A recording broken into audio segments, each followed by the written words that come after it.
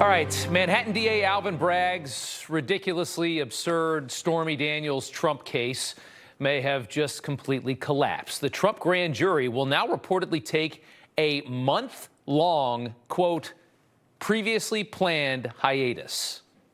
Yeah. It appears Alvin Bragg may be looking to let the headlines perhaps die down before he just releases this grand jury. Kimberly Guilfoyle joins us now to talk more about this. Good to see you, Kim. A previously planned month-long hiatus. For some reason, I don't believe that.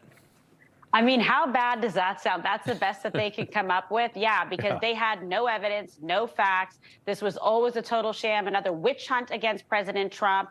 This was, again, further evidence of Alvin Bragg weaponizing the political system, the judicial system to his own end, trying to persecute a former president of the United States. It's unprecedented in every single way, shape, and form. Remember, Rob, Southern District declined to pursue this. FEC declined to pursue this. And the only big outcome involving any of the stuff with Stormy Daniels was Trump won.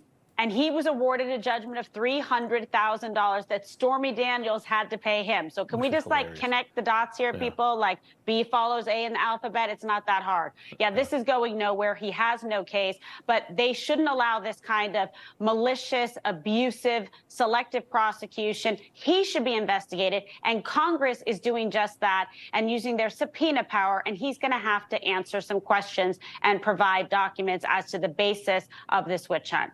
As he should. I mean, at this point, it's clear he's the one that has a lot of questions to answer.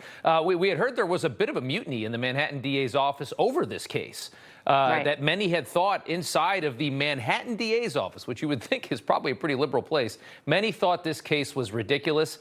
If they are, in fact, proven right, I would have to think Alvin Bragg's reputation is toast. And then you start to wonder what could happen to him.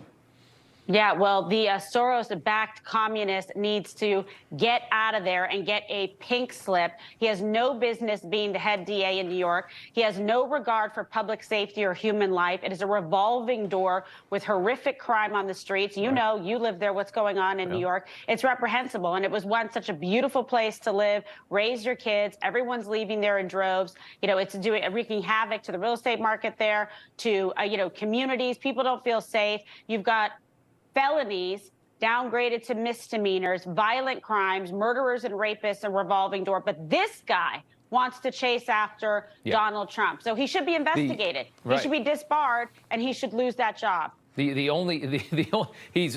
moving everything from felony to misdemeanor except Trump. He's trying to turn a misdemeanor into felony. The only case in the whole borough that he's trying to move that direction.